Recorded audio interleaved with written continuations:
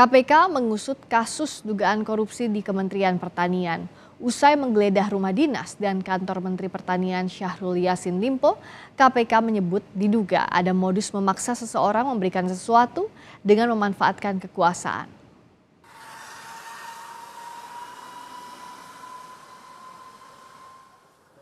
KPK terus mengumpulkan bukti untuk mengusut kasus dugaan korupsi di Kementerian Pertanian. Rumah dinas Menteri Pertanian Syahrul Yassin Limpo digeledah penyidik KPK. Tak hanya itu, ruang kerja Menteri Pertanian di kantor Kementan tidak luput dari penggeledahan Kamis dan Jumat lalu. Dari hasil penggeledahan, KPK menyita uang tunai puluhan miliar rupiah, dokumen keuangan dan pembelian aset, serta 12 senjata api dari rumah dinas Menteri Pertanian. KPK telah menyerahkan 12 senjata api tersebut ke Polda Metro Jaya untuk diselidiki. Benar ya, KPK sudah berkoordinasi dengan Polda Metro Jaya dalam hal ini menerima titipan berupa temuan hasil penggeledahan oleh KPK yang kemudian diterima melalui Direktorat Intelkam. Tentunya nanti kita akan melakukan pendalaman. Jumlahnya secara kuantitas ada 12 ya. KPK menyebut dalam kasus dugaan korupsi di Kementan ada upaya untuk menguntungkan diri sendiri secara melawan hukum atau menyalahgunakan kekuasaan memaksa seseorang memberikan sesuatu. KPK menyatakan telah menetapkan tersangka korupsi di Kementan namun belum diumumkan ke publik. Sejauh ini yang sedang kami lakukan proses penyidikannya terkait dengan perkara ini adalah berkaitan dengan dugaan korupsi. Ini kalau dalam konstruksi bahasa hukumnya ya,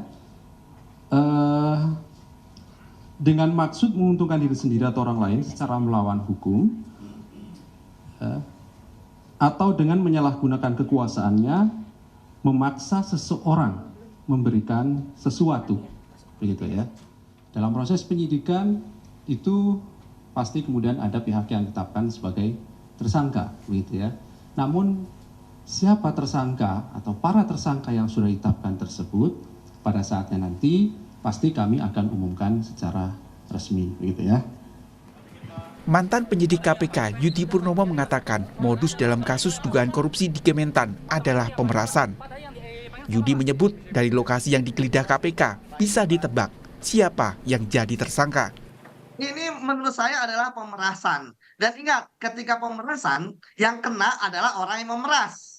Ya, yang memberikan, ya itu dia tidak ada upaya atau daya dia untuk bisa melawan. Tentu dengan asas praduga tidak bersalah, kemudian memang belum diumumkan oleh KPK. Tetapi ketika sudah digeledah rumah dinasnya, gitu ya, sudah misalnya saya sudah menduga bahwa tersangkanya siapa gitu.